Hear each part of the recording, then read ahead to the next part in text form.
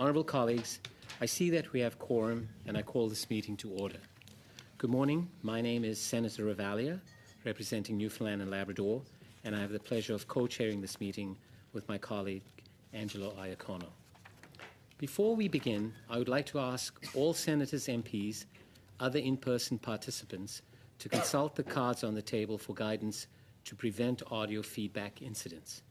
Please take note of the following preventative measures in place to protect the health and safety of all participants, including the interpreters. If possible, ensure that you are seated in a manner that increases the distance between microphones. Only use a black approved earpiece. The former grey earpieces must no longer be used. Keep your earpiece away from microphones at all times. When you are not using your earpiece, place it face down on the sticker placed on the table for this purpose. Thank you all for your cooperation. Today, we are conducting a meeting of the Standing Joint Committee on the Library of Parliament. Should any technical challenges arise, particularly in relation to interpretation, please signal this to myself or the clerks, and we will work to resolve this issue. Before we begin, I would like to take a few moments to allow the members of the committee to introduce themselves, beginning with the member immediately to my right, Senator Carignan. Bonjour, mon nom est Claude Carignan, sénateur du Québec, Mille-Îles. Oh, sorry. My name is Wayne Long. I'm the Member of Parliament for the beautiful riding of St. John Rosse. Ken MacDonald, Member of Parliament for Avalon, Newfoundland and Labrador. Colin Carey, Member of Parliament for Oshawa. Jake Stewart, Member of Parliament, Miramichi-Grand Lake. Eric Duncan, Member of Parliament, Stormont, Dundas, South Glengarry. Ron Lightford, Calgary, Signal Hill. Louis Plamondon, député de Bécancour, Nicolet, Sorel.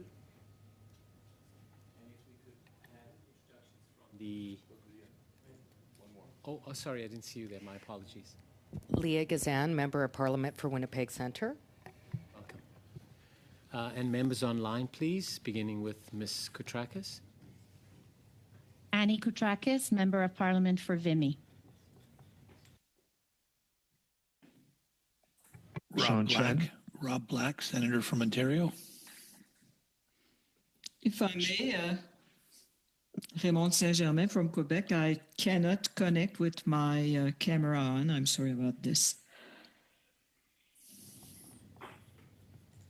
Terry Sheehan from the Sioux. Welcome.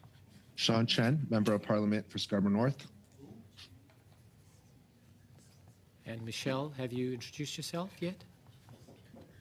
No, Michelle Odette, sénatrice, Whipstougat. Sound problem, so I'll listen carefully. Merci. Thank you. Welcome all. Bonjour à tous. Les 5 et 6 juin 2024, la Chambre des communes et le Sénat ont chacun déposé un certificat.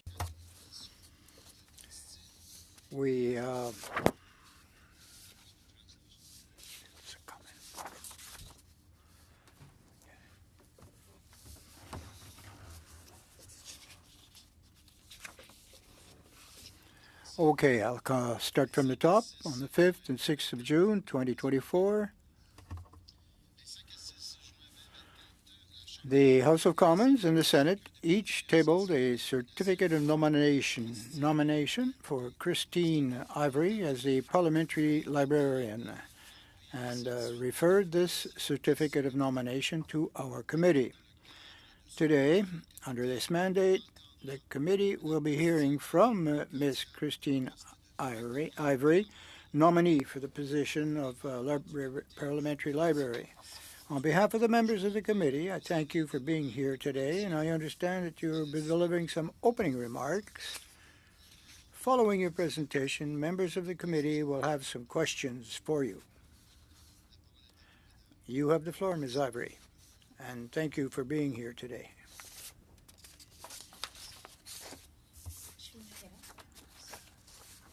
Committee for the opportunity to appear before you as you consider my nomination for the position of Parliamentary Librarian.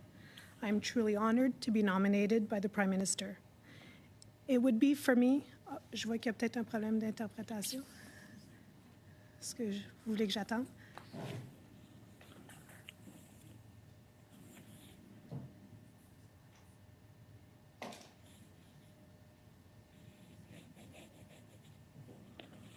C'est bon?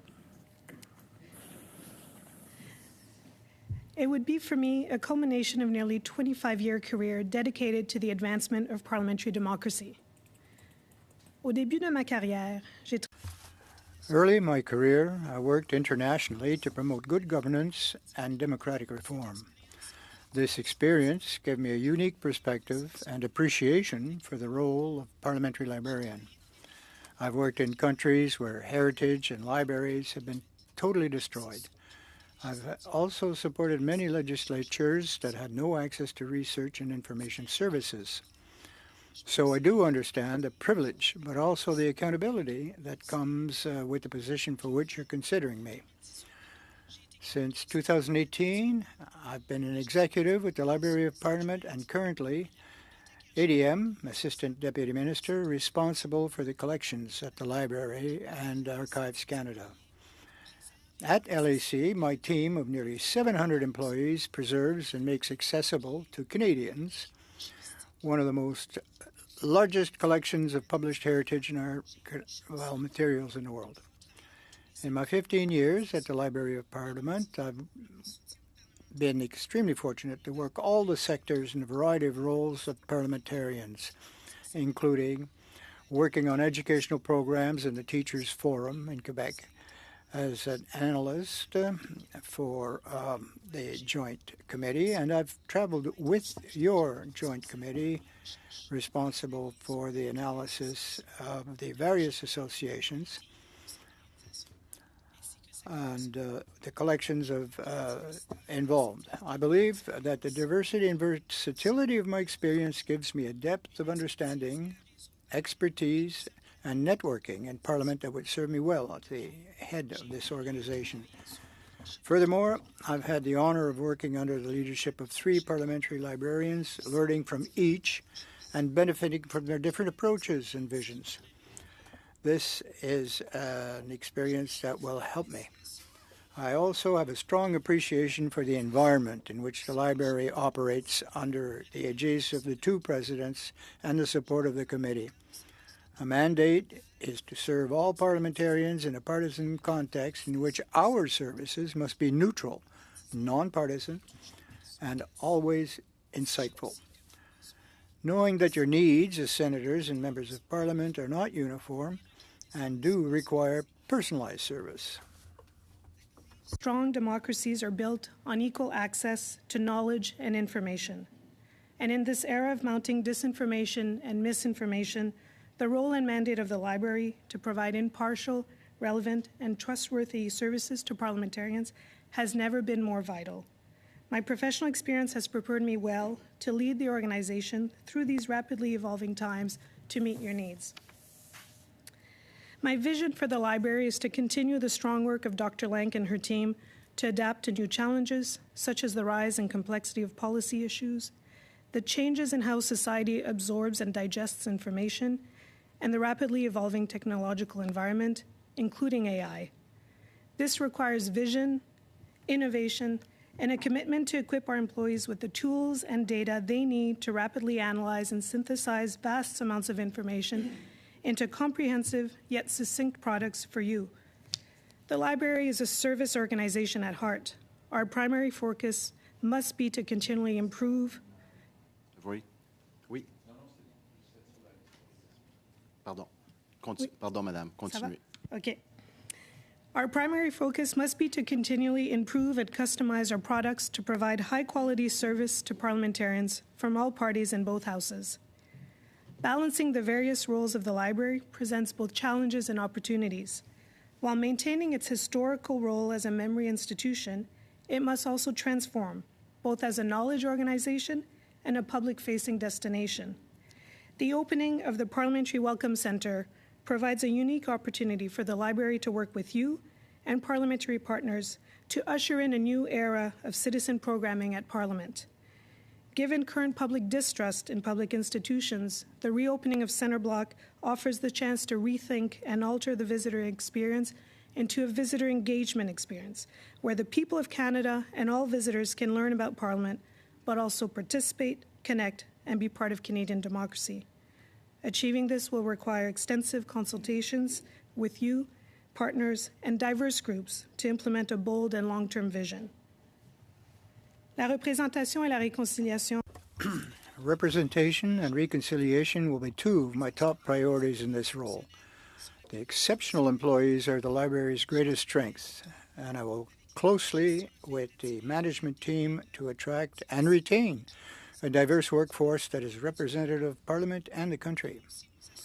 We also need to ensure that our collections, our research products, and all programs better reflect the perspectives of Aboriginal Indigenous people, as well as the marginalized and equality-seeking communities. Focused on client service, whether to you as parliamentarians or members of the public. To provide excellence, we must constantly consult, seek feedback, and test assumptions to ensure our services meet or exceed expectations. And in an era of fiscal constraint or restraint, I want to make sure we are focused on the right priorities and assigning resources to services that are in demand and high value to you as parliamentarians. It is for this reason that, should I be appointed, I would welcome the opportunity to appear regularly before this joint committee to brief you on the plans, priorities, and results of the organization, and to consult with you on new initiatives to ensure that they meet the needs of both houses. I look forward to your questions. Merci beaucoup pour l'opportunité.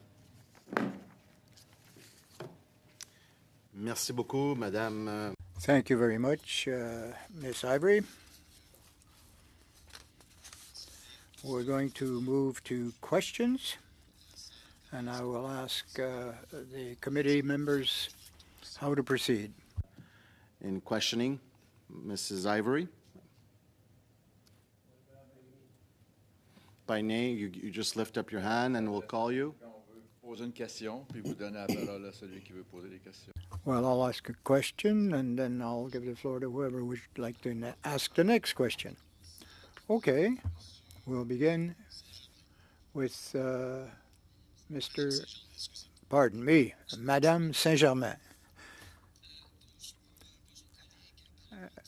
Good morning, parliamentary colleagues. Welcome to our candidate. You've already answered my first question, which dealt with the link that you have with this joint committee, which hasn't met except for once in order to establish the joint committee. So I'm very happy that you're going to be consulting us on a regular basis. You spoke of impartiality. Of course, you're at the service of two houses of Parliament, and you will obviously need to consult. Have you noted that perhaps, although they are partisan groups involved, this should not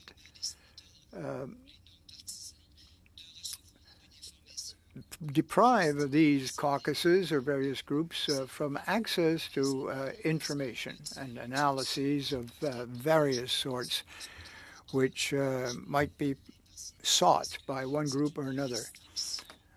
What's your thoughts on this notion of impartiality? Do you think it's a hindrance or a help?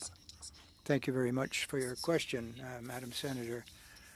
The values of the library must be neutral, impartial, and when we talk of analyses, we also have to have access to certain categories of information and personalness, and forces us by definition to exert information on both sides of various issues.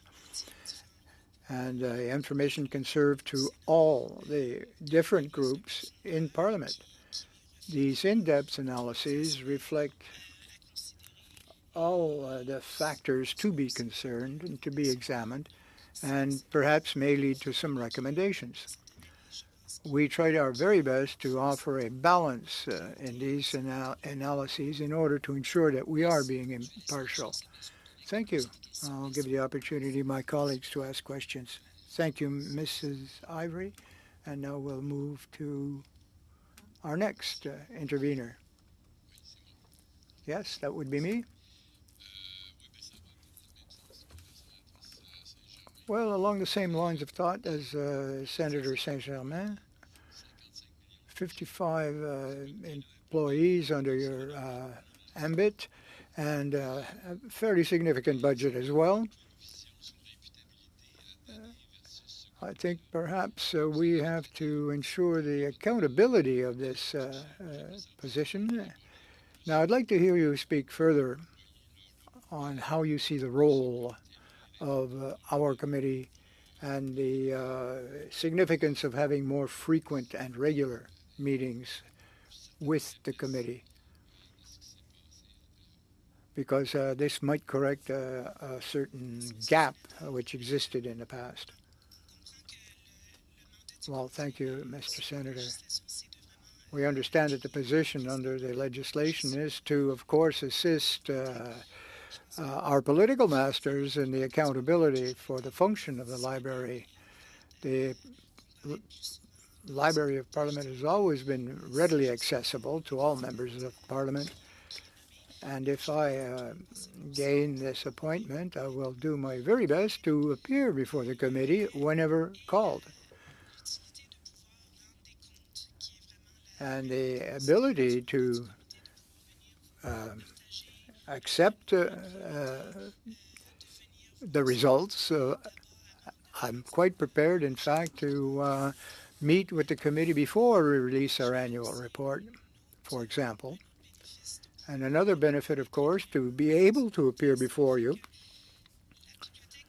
The library has a very unique responsibility of supporting both houses of Parliament, and therefore presenting myself before a joint committee of the two houses will allow me to keep my fingers on the pulse of what's going on, not only to assure accountability, but also to seek out opportunities for research. And it's an opportunity to consult with members and senators in an adequate fashion. Historically, whenever we had launched or initiated a survey, for example, people are very busy, and we often get some results, but perhaps we could approach you and see what subjects are of greater interest to you and get our proper response rate. Supplementary question, please. How do you see that the duality between the House and the Senate, for example, and the sharing of the resources?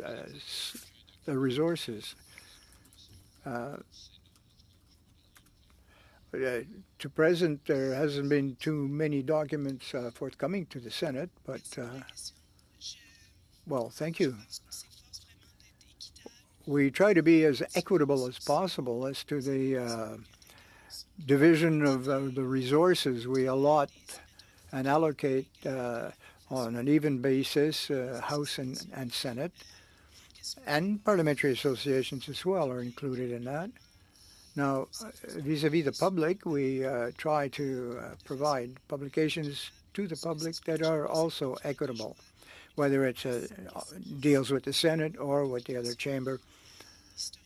Historically, we have developed content for both houses, both chambers. And we always consult before the publications ever go out to the public. Thank you, Ms. Ivory. We have 15 minutes before we're going to in camera.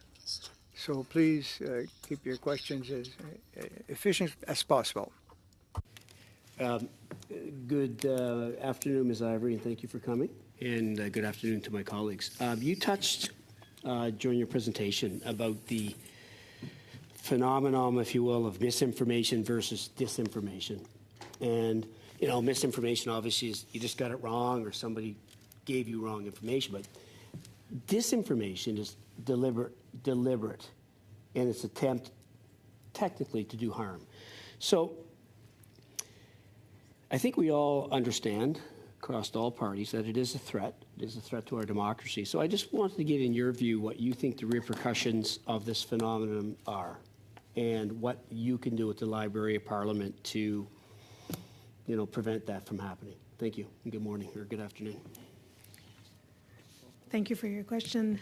I think I was looking back on presentations I've made about the services of the library over the years, and this wasn't a topic 5 years ago, and there's been such an evolution in the challenge with disinformation, deep fakes, and it's something that we all have to contend with.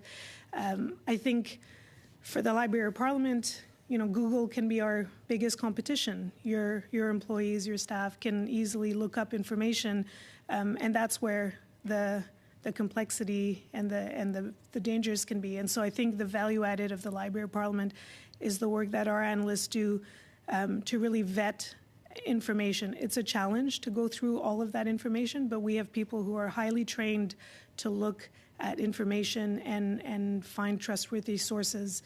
And I think that's where we can make a difference to your work. Senator Black.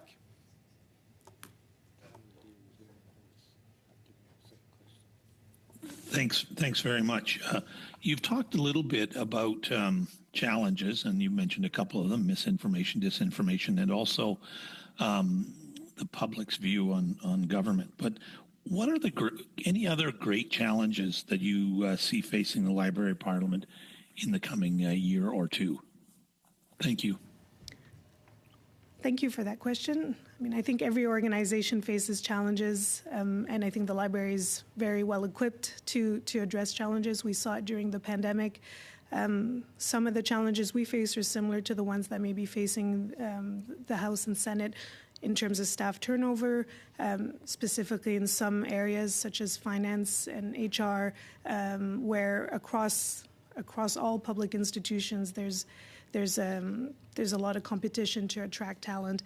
Luckily, the Library of Parliament is a top employer in the region, and so I'm confident that that challenge can be met. We talked about disinformation, but the complexity of information and the need for data is also a challenge. We rely on public sources for analysis. We have to constantly evolve our collection to have access to the latest data, and that creates challenges to be on top of that and to have the resources to do this, to equip our analysts and our librarians and researchers to do that work. The other challenge I think I mentioned is gearing up for the reopening of center blocks. The mandate for this parliamentary librarian will lead up to the opening of center block, and there's a lot of expectations and a need for new programming particularly in the Parliamentary Welcome Center. I think that will be a big challenge and the greatest opportunity as part of this mandate. Thank you. Merci. Thank you. MP Chen. Thank you very much, Mr. Chair. And thank you, Ms. Ivory, for being here today. And I heard that in your testimony, you stated that you worked in countries where libraries have been dismantled and destroyed. So my question to you is, what lessons have you learned from these experiences, and how will you apply them to your work as parliamentary librarian? Thank you for your question. Libraries, whether it's the Library of Parliament or libraries across the world, I think have a unique role to play in democracy because they are fundamental to the access to knowledge and information. And so when historical documents are destroyed, we lose that opportunity to learn from the past and to improve and be better. And so for the Library of Parliament as a memory institution, part of the mandate is, of course, to retain that history and to make it available not only for you as parliamentarians, but for Canadians to be able to learn how Canada has developed as a country and where we are going. And so I think we can't progress without having that historical knowledge. Merci, Madame Ivory. MP Gazan. Thank you, Chair, and nice to have you here in committee today. You spoke a little bit about disinformation, certainly something that I'm very concerned about. You also spoke about political impartiality, and I'm wondering where political impartiality might conflict with intellectual integrity, especially with a rise of alternative media sources, I would say, that often report disinformation or even research on things like residential school denialism. What kind of peer review process do you have at the Library of Parliament to ensure a protection of research and fact in the Parliament, Library of Parliament? Thank you for that important question. The Library of Parliament, the basis of our services to you is to have trust and transparency and impartiality, and so the value of that peer review and the quality assurance is integral to everything we do, whether that's a short email response to documents for committees and associations, reports, or publications that we do. There is quality assurance and a review that is done. And when it comes to reports and publications, there's an extensive peer review done internally and then by the management. And for publications, we have an editorial board that will vet even proposals for publications before we even get to writing and issuing a publication. And at times on very technical issues, and I think the more we go into the complexity of issues, we do seek out peer review from external research organizations, scholars, as required. Merci, Madame Ivory. Député Plamondon. Thank you very much, Ms. Ivory. Mr. Plamondon. Thank you, Chair, and congratulations on your nomination. And with the extensive experience that you have, I have no doubt that you will be an excellent parliamentary librarian. My colleague, Mr. Carignan, Senator Carignan, has talked about the work of this committee. Now, of course, it's not your role to tell us what to do, but to offer to help us from time to time. Historically, anecdotal perhaps, on the 4th of September, I will have been here as an MP, first of all, and there were some years we've done international conferences with the British Parliament, the one also from France, how they proceed in their work, operational processes to cooperate with their elected representatives, particularly on the issue of the transformation into the digital world.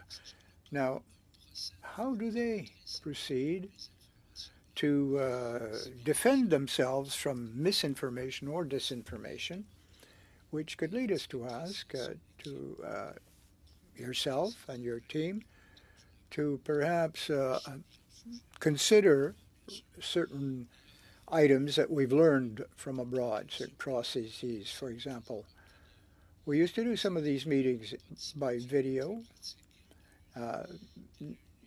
not too expensive and very efficient. Sometimes we'd go on for weeks. We'd meet weekly for months at a time.